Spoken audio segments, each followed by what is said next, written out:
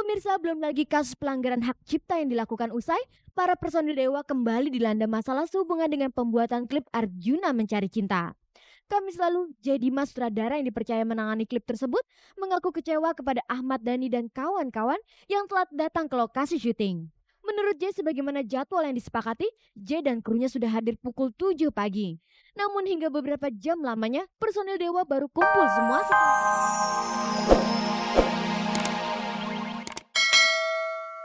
Mungkin ya karena situasi keadaan keluarga kali ya, kita memperebutkan yang sedikit kali. Tapi kalau misalnya kami berlebih, mainan banyak, fasilitas banyak, mungkin nggak berantem kali. Nggak punya mainan, jadi PlayStation nggak ada ya kan, Nintendo nggak ada, zaman itu TV nggak ada, cuma ada itu ya. Jadi ya udah, daripada nggak ada kerjaan kita berantem. Selain karena rebutan barang, hal apa lagi yang sering membuat mereka bertengkar? Nggak seru aja gitu punya adik ya, terus bisa disuruh-suruh kan gitu tuh. Nah terkadang dia nurut sih gue suruh apa, tapi kok lama-lama kan bosan juga gue injek-injek gitu ya. Nah di sini kadang-kadang berantem. Meski sering bertengkar, Tantowi dan Helmi agaknya memang menyadari kehidupan orang tua mereka yang pas-pasan.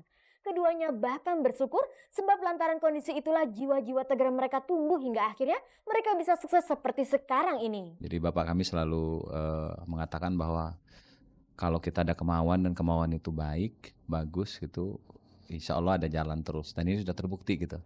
Karena kalau melihat apa yang dihasilkan setiap hari, setiap bulan, itu tidak mungkin bisa mensupport biaya pendidikan kami ke Jawa waktu itu. Kita harus mensyukurin gitu bahwa kita dibesarkan di keluarga yang seperti itu ya, bahwa kita harus fight, kita tidak boleh tergantung kepada orang tua. Mengingat bidang yang digeluti banyak memiliki kesamaan, apakah Tantowi dan Helmi sering melakukan kerja sama? Ketika saya nggak bisa, maka yang saya rekomen pertama kali adalah Helmi gitu loh. Karena saya tahu dia bisa. Tapi kurang ajarnya dia nih nggak pernah dia menyisihkan berapa persen pun untuk itu ya.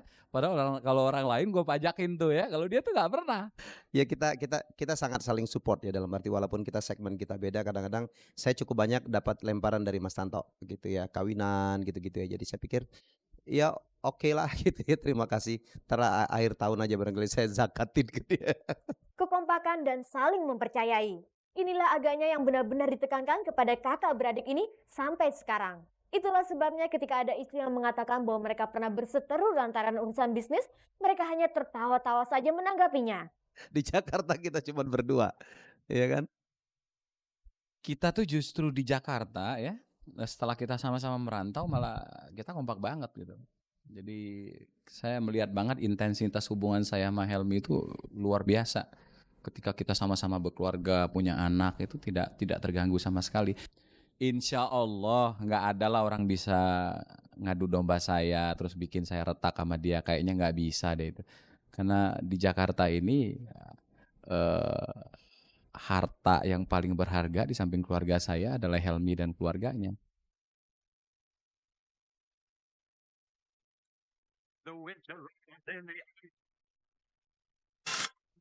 Pemirsa, berikut ini liputan hangat dan menarik yang berhasil dihimpun tim Cek dan Recheck.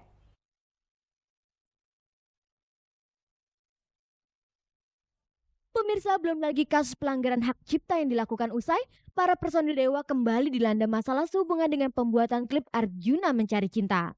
Kamis lalu, Jedima sutradara yang dipercaya menangani klip tersebut mengaku kecewa kepada Ahmad Dhani dan kawan-kawan yang telah datang ke lokasi syuting. Menurut J, sebagaimana jadwal yang disepakati, J dan krunya sudah hadir pukul 7 pagi. Namun hingga beberapa jam lamanya, personil Dewa baru kumpul semua setelah lewat 5 jam dari jadwal. Karena kecewa dan tidak mau mengambil resiko, J akhirnya menolak untuk menyutradarainya. Setelah itu, bagaimanakah kelanjutannya?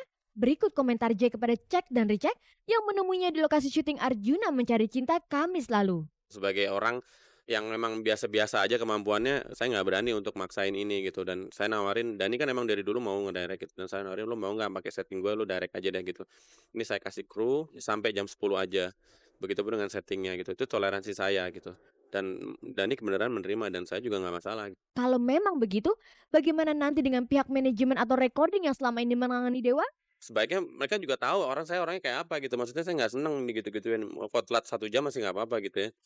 Tapi kan saya juga mikirin teman-teman saya, guru-guru saya gitu loh, sampai 5 jam. Jadi ya itu dia, kalau masalah kerjasama, yang melanggar duluan siapa? Menurutnya apa alasan keterlambatan para personil Dewa itu?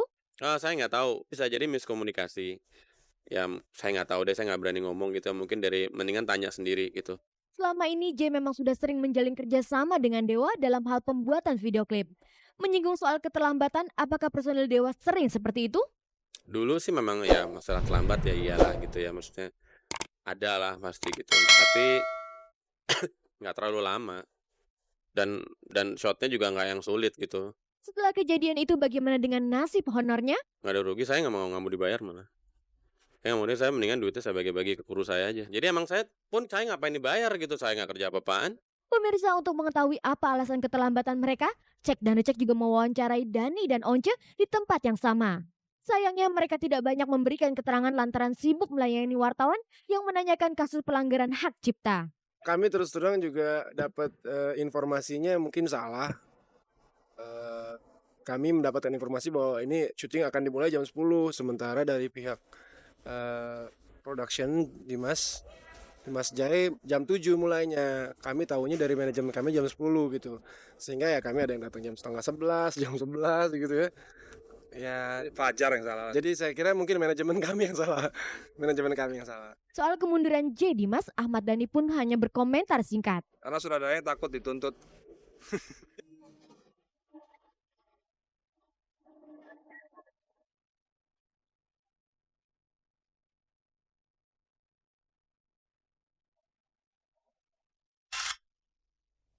Pemirsa, berikut ini kita simak liputan aktual yang berhasil dihimpun tim Cek dan Recek. Belum reda isu seputar perseteruannya dengan Sofia Lachuba dalam urusan asmara, Tracy Trinita menjadi berita lagi. Jumat kemarin Tracy mengundang wartawan untuk menjelaskan posisinya dalam kasus gugatan pihak Metro Wealth Malaysia yang ditujukan kepada dirinya. Dalam kontrak itu antara lain disebutkan Tracy harus bersedia hadir saat dibutuhkan untuk kegiatan produksi film tersebut serta untuk melakukan promosi. Namun pada bulan Maret lalu ketika berlangsung peluncuran film itu di Malaysia, Tracy ternyata mangkir. Tracy baru tahu kalau dirinya dituntut perusahaan tersebut dari wartawan. Apa kata Tracy mengenai berita tuntutan itu? Berikut komentarnya kepada Cek dan Dicek. Yang saya sedihnya atau kecewa sedikit, tapi nggak apa-apa, mungkin mereka sibuk kali ya.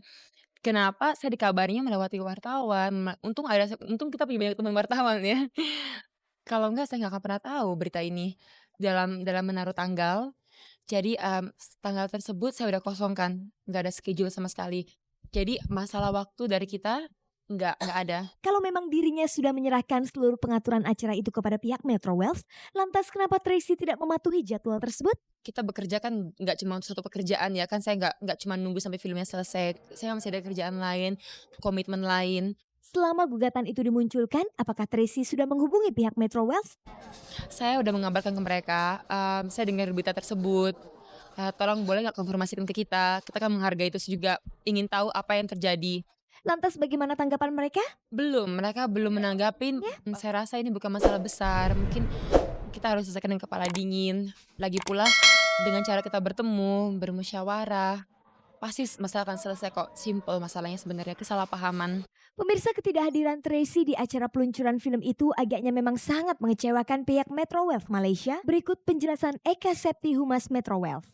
Pihak Metro Wealth menuntut sekitar materi ya. Kita menuntut karena Tracy tidak datang itu banyak sekali yang dirugikan. Apalagi film layar lebar ditayangkan di Malaysia. Ini sangat diharapkan sekali oleh bos saya bakal berhasil ya. Tapi dia tidak datang karena dia pemeran utama. Dia tidak datang, image kita mungkin orang memandang kenapa pemeran utama tidak datang. Jadi image akan turun, jadi dia harus membayar materi yang cukup besar, kurang lebih ya sekitar 1 juta ringgit Malaysia. Kalau dirupiahkan sekitar 2,5 M. Kembali kepada soal ketidakhadiran Tracy di acara tersebut, apa komentar Eka tentang alasan Tracy yang memang tidak ada waktu? Kalau semisalkan dia tidak bisa berangkat, dia pasti akan memberi kabar sama kita. Kita memberi kabar sama dia 10 hari, bahkan kalau tidak salah itu lebih dari 10 hari, tapi dia tidak mengabari kita. dia tidak bisa berangkat. Nah, kalau misalkan dia tidak bisa berangkat, kita nggak akan dong mengeluarkan tiket ke dia, nggak akan ngasih tiket. Pasti kalau misalkan dia ngasih tiket, kita ngasih tiket ke dia pasti langsung bilang dong, dia langsung bilang gitu. Tapi ini tiket sudah dia terima,